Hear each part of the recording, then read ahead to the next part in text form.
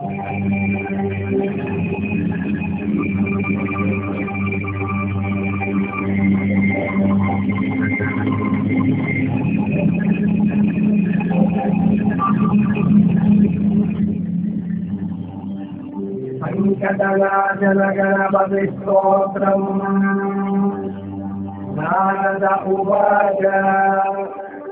प्रणम्य शिरसा देवम् गौरीपुत्रम् विनायकम्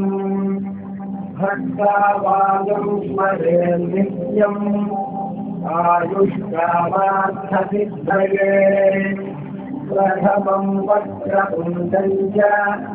एकदन्तम् द्वितीयकम् तृतीयम् कृष्णपिङ्गाक्षम् गजवक्त्रम् चतुर्थकम् लम्बोदरम् पञ्चमम् च